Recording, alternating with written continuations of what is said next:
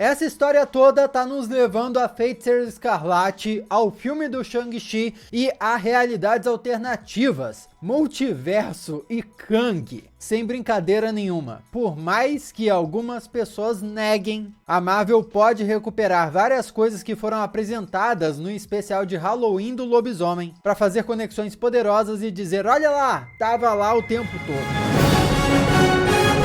Olá, como vai? Tudo bem? Eu sou o Miguel Loquia, trevoso aqui nesse vídeo. Seja muito bem-vindo aqui onde nós vamos desmontar o especial de Halloween da Marvel, Lobisomem na Noite. Vamos pegar as referências, os detalhes, os significados e mais. Vamos desvendar o que a Marvel vai tirar no futuro desse especial. O meu vídeo de análise já tá no canal, onde eu falei o que eu achei do especial e aspectos mais gerais dele. Vou deixar o link aqui embaixo. E agora vamos para um olhar mais profundo no que nos foi apresentado. No meu vídeo de análise eu comentei como eu acertei algumas teorias no vídeo que eu tinha feito desmontando o trailer de Lobisomem na Noite. Mas eu tenho que vestir a sandália da humildade aqui e admitir que eu errei várias outras teorias. Até a que parecia mais óbvia, de que a AVT iria aparecer ativamente no especial. Todo mundo errou essa teoria comigo, vamos combinar, porque os guardas do templo Bloodstone,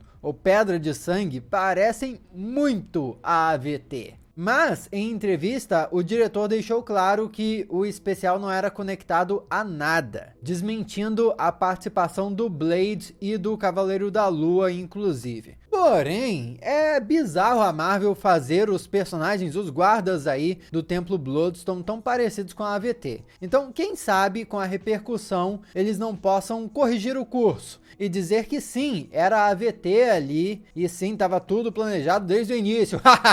Marvel sendo Marvel. Possibilidades existem. O diretor, Michael Giacchino, vale dizer, compôs a trilha sonora também, logicamente, porque ele é iconicamente reconhecido pelas trilhas sonoras de Batman e dos filmes do Aranha que ele fez. Não é à toa que o trabalho de trilha sonora desse especial é estupendo. E já começa fazendo uma referência aos heróis numa ilustração, com a narração dizendo que esse é o universo conhecido. E logo seguindo a pergunta, mas e quanto à escuridão? Insinuando que os monstros estão fora desse universo.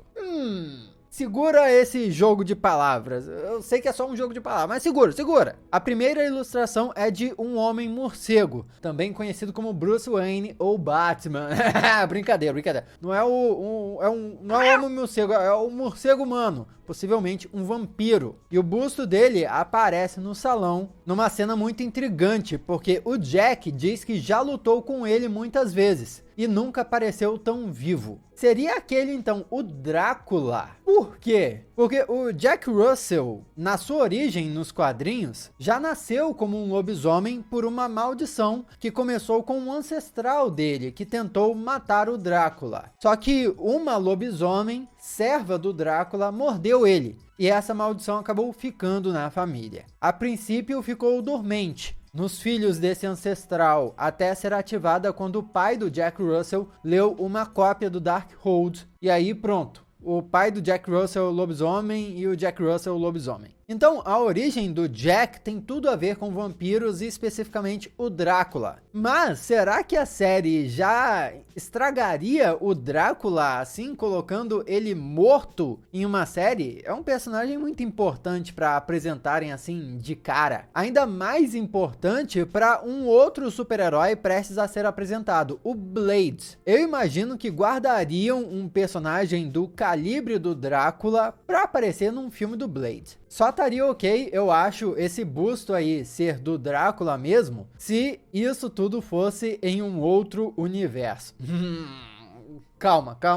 Até porque a gente viu no decorrer do especial que o Jack é mais amigo dos monstros do que caçador dos monstros. Talvez aquele vampiro fosse um amigo dele, alguém com quem ele lutou junto e não contra. Tudo isso e a gente mal passou da introdução do especial, hein? Então acho que eu mereço a sua inscrição. Já clica aí, ativa as notificações caso você seja novo por aqui. Adoraria ter a sua companhia com a gente na família Loquia, acompanhando esse esse mundo de super-heróis e de cultura pop que a gente adora tanto. E já deixa o seu like também para ajudar o vídeo. Outra ilustração que aparece na introdução é de uma mulher de 2 cabeças. Certamente uma sereia por causa do tridente ao lado e o desenho de uma sereiazinha ali. A cabeça desse monstro também aparece no salão e me faz pensar se ela teria alguma conexão com o povo de Talocan, que é o povo do Namor. Na imagem seguinte, vemos Ulisses pela primeira vez com arco e flecha contra um monstro. Eu acho que vale a gente explicar qual é a história do Ulisses nos quadrinhos. Ele era um caçador de monstros praticamente imortal que nasceu há 10 mil anos atrás, assim como o Raul Seixas. Essa foi boa. Ele foi introduzido na Marvel nos quadrinhos Marvel Presents de 1975 e ganhou imortalidade através da pedra de sangue, que é uma pedra alienígena que ficou fixada no seu peito. Tanto é que eventualmente ele morreu só no século 20, quando essa joia foi removida do peito dele. E só ficou com um fragmentozinho sobrevivendo o tempo suficiente para ter uma última vingança e daí perecer, tomando a forma de anos e anos que ele realmente viveu. Ou seja, ele morreu se transformando em um esqueleto. Nesse especial não dá para saber com certeza como ele morreu, mas na ilustração que aparece na introdução tem o desenho dele coberto por um pano do lado do desenho de uma lua. Então será que a morte dele tem a ver com um lobisomem, que é um monstro associado à lua? Será que o próprio Jack Russell, transformado, o matou? Talvez até na tentativa de salvar o Homem-Coisa antes? Outra das ilustrações na introdução mostra Ulisses espantando o Pé Grande com a pedra de sangue, e já é um prelúdio para o que veremos no fim. A joia repele monstros, como acaba fazendo com o Jack.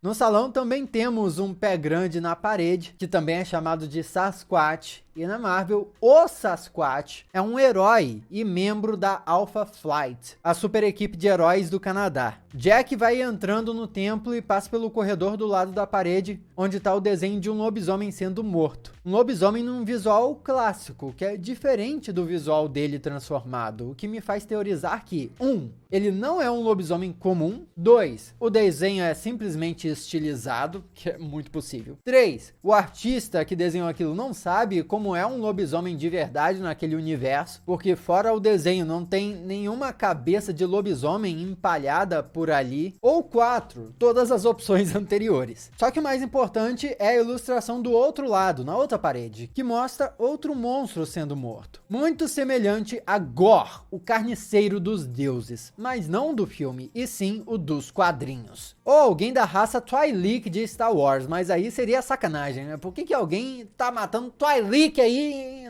no universo da Marvel? Gorr, na sua forma assassino de deuses, certamente poderia ser considerado um monstro. E isso pode nos levar a teorizar que essa história é sim em outro universo. Ou então os caçadores têm acesso a outro universo, porque ali na parede é o Gorr dos quadrinhos, gente. E nós vimos que o Gorr do universo 616 tem um visual diferente, o que apareceu em Thor, Amor e Trovão. E isso é uma pista importantíssima, nós vamos voltar para ela depois. Vamos para as cabeças de monstros que estão no salão que faltam identificar. Algumas são de monstros aleatórios, como por exemplo uma que parece uma mistura de cachorro com orelhas de morcego do lado de um quadro de um dragão. Acho que a criatura mais importante aí é a que está no quadro. Será que é o dragão do mal de Shang-Chi, aquele devorador de almas?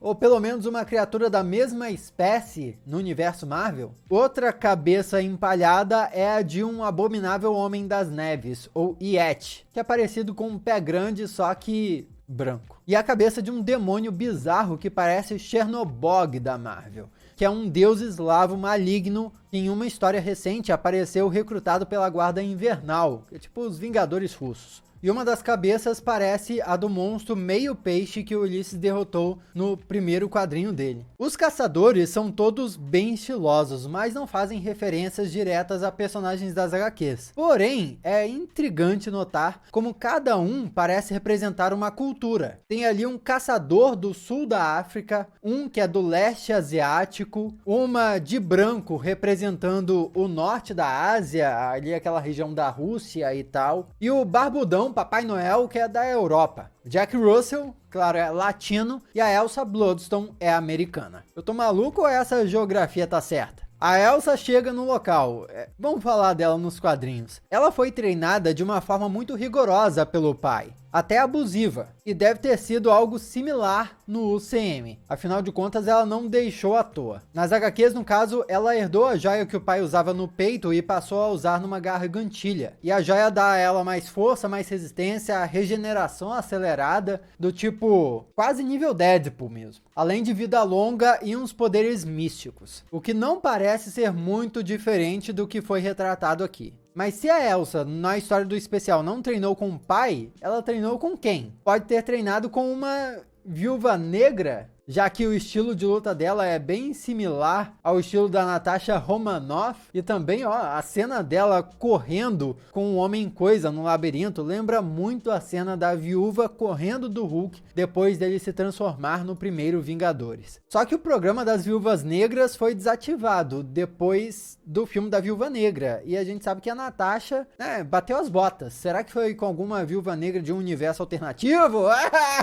Isso tá indo longe demais. Mas a Elsa tem um irmão mais novo, pelo menos nas HQs, o Cullen Bloodstone, que é um caçador habilidoso e se transforma num monstro, só que ele se torna um vilão. Se rolar um projeto exclusivo dela, a gente pode esperar que ele apareça. Verussa começa a anunciar as mortes de cada um. Fiquei pensando, como é que eles sabiam a contagem de corpos de cada caçador? Faz sentido os caçadores terem orgulho das suas mortes, mas o Jack? Por que ele confessaria que matou mais de 100 pessoas? Talvez fosse parte do requisito para entrar na competição. Mas como é que ele teria comprovado isso? É possível que haja algum feitiço ou aplicativo, que seja, que identifique quantas vidas alguém tirou ao entrar no templo. Mas então, por que Verussa não declarou as mortes de Elsa? Talvez ela não tivesse matado ninguém. O corpo de Ulisses tem os mesmos cabelos longos das HQs e na frente do caixão dá para ver uma arma similar à que ele usava nos tempos modernos dos quadrinhos. No início da caçada, a Elsa é a única que não recita o juramento dos caçadores, reforçando ainda mais que ela não queria fazer parte daquilo. O Homem-Coisa aparece dissolvendo o caçador num toque. Isso porque a Bloodstone, a Pedra de Sangue, estava limitando os poderes dele. Imagine o que ele pode fazer sem limitações. Os poderes dele originalmente estão relacionados à própria fisiologia vegetal. Mudar de tamanho, se regenerar, controlar plantas. Mas também a misturar a realidade com outras dimensões, como foi mostrado num quadrinho de 2011, o que torna ele absurdamente poderoso. Nas HQs, o Dr. Ted Salles foi transformado no Homem-Coisa depois que injetou nele próprio o soro SO2.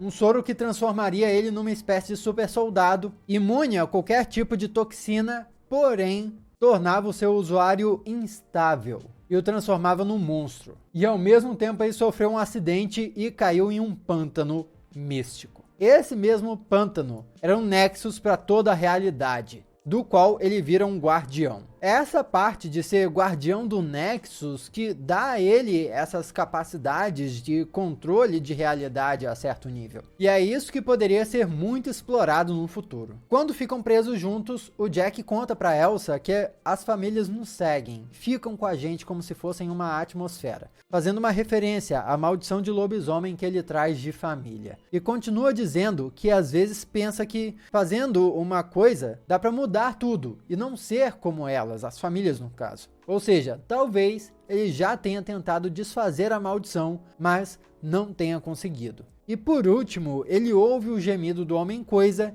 e diz que às vezes são um pé no saco, indicando que ele considera o Homem-Coisa família. Um lado muito bonitinho da amizade dos dois. Esse já é o início da Legião de Monstros, me parece, que é uma super equipe da Marvel que reunia a Elsa Bloodstone, o Lobisomem, o Homem-Coisa, a lenda suprema do melhor filme do século, Morbius, entre outros monstros que todos pareciam muito perigosos, mas eram gente boa lá no fundo. Seria possível também que a Marvel Studios decidisse não montar um grupo da Legião de Monstros, mas sim reunir esses personagens sob outra equipe, os Filhos da Meia-Noite. Mas isso aí são só suposições, tá? Quando soube que ia se transformar, o Jack disse pra Elsa não parar de olhar pra ele. Mas isso só porque ele não viu o filme recente do Jordan Peele, Não Olhe. Você vê aquele filme, você vai entender que o negócio é não olhar. Você não olha pro bicho, não. Ele disse que a estratégia de lembrar do cheiro só funcionou uma vez. Mas com quem que funcionou? Eu fiquei pensando, eu acho que talvez tenha sido com o próprio Homem-Coisa, que afinal de contas resgatou ele no fim do especial. Pode ter sido a única pessoa até então que o lobisomem aprendeu a não atacar. Os caçadores acham que vão caçar ele, a mesma coisa que o Cavaleiro da Lua achou. Deixa eu explicar isso, tá? O Cavaleiro da Lua apareceu pela primeira vez num quadrinho do lobisomem. Se você não tá ligado disso até esse momento é porque não acompanha o canal, já se inscreveu? A história é que o Mark Spector foi contratado para matar o lobisomem. Só que no fim das contas, ele sacou que o lobisomem era gente boa e ajudou o Jack Russell a derrotar os caras que tinham contratado ele. Daí, o Cavaleiro da Lua ganhou popularidade, ganhou revista própria e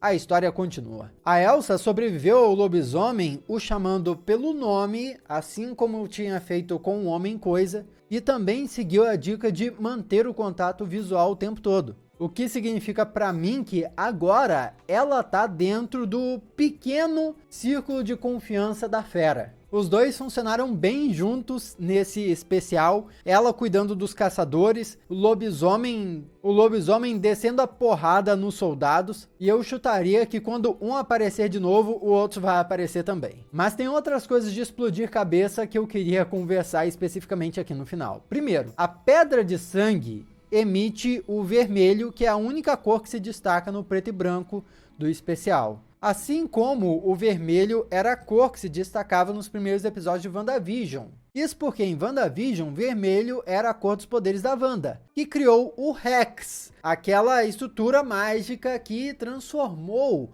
Westview. Os poderes da Feiticeira Escarlate são magia do caos. Pode não ser coincidência do CM. O poder da Pedra de Sangue, então, pode ser magia do caos. Essa parte eu já comentei no meu vídeo de análise. O que eu não comentei é o que vem a seguir. A Feiticeira Escarlate está intimamente ligada ao Darkhold no CM, como a gente sabe. Livro esse que, pelo menos nos quadrinhos, foi o responsável pela criação dos monstros como vampiros e lobisomens. E usando a magia do caos em Doutor Estranho no Multiverso da Loucura, a Feiticeira Escarlate tinha a devoção daqueles monstros no templo do Darkhold. Usando a magia do caos, ela distorceu a realidade para deixar tudo preto e branco. E depois tudo colorido em Westview. O que aconteceu nesse especial? Primeiro, a Verussa usou o poder da Pedra de Sangue para transformar o Jack Russell em lobisomem, ou seja, controlou o monstro. E no fim, a Elsa, com a pedra na mão,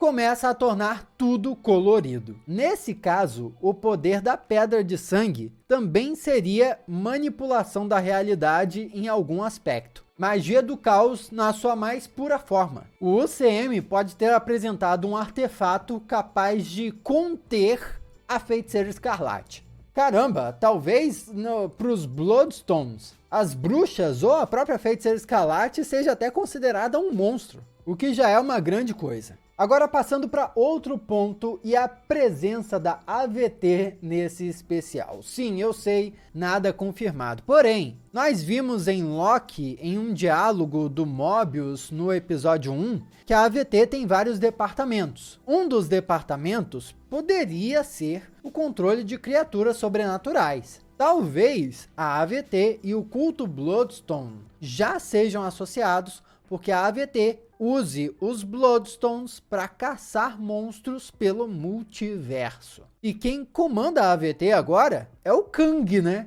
Então o Kang poderia comandar os Bloodstones através do multiverso. Ou comandava, né? Já que a Elsa agora tomou conta de tudo. E aí você pensa, pô, Loki, agora você tá de novo com esse negócio de outro universo. Isso é doideira. Bom, calma, vem comigo. Primeiro, lembra do negócio do desenho do Gore, indicando que o Templo dos Bloodstone poderia ser em outro universo, ou os caçadores poderiam ter acesso a outro universo, já que o Gore dos quadrinhos é diferente do Gore do universo principal dos filmes? Muito bem, o especial termina com a Elsa herdando a mansão da família. Porém, se na mansão houver portais tipo na AVT, a mansão também seria uma espécie de hub para o multiverso. E isso poderia explicar os soldados similares aos soldados da AVT ali, que também poderia se conectar ao futuro do Homem-Coisa, que, como eu disse, nos quadrinhos se torna o guardião do Nexus de toda a realidade. No CM, eles poderiam adaptar isso, colocando o Homem-Coisa para se tornar um guardião do Templo dos Bloodstone, agora comandado pela Elsa, sendo aquele um ponto de acesso para vários lugares no multiverso. Daí você pode se perguntar, como é que esse lugar, como é que isso pode se conectar a Loki, ou a segunda temporada da série Loki? Não faço a menor ideia. Isso é só uma teoria, mas que, pelas pistas que nós vimos aí na tela, se encaixam e fazem algum sentido. E vale dizer, mesmo se essa história aí tivesse passado em outro universo, se conecta ao UCM. Porque afinal de contas estamos na saga do multiverso agora. E tudo vai se juntar em Vingadores Guerras Secretas. O final do especial foi uma baita alusão a Mágico de Oz, onde o filme clássico termina com a menina Dorothy dizendo que não há lugar como o lar. E a Elsa termina de volta em casa, né? No especial, até o The End é escrito com uma fonte clássica, estilo do filme. E toca a música Somewhere Over the Rainbow, que foi o tema daquela produção. Que espetáculo de especial de Halloween, e quero mais especiais assim. De tudo que é super-herói da Marvel, pode fazer aí, vai fazendo. Comenta aí o que você achou, dá uma olhada aí no que o pessoal tá comentando. Muito obrigado pela sua companhia fenomenal. Eu sou Miguel Loquia. Aliás, pô, aqui do lado tem outros vídeos pra você ver. Já deu uma olhada? Muito obrigado pela sua companhia fenomenal. Eu sou Miguel Loquia, a gente se vê na próxima. Voltei. Meus olhos doem. Muitas luzes. Tô derretendo.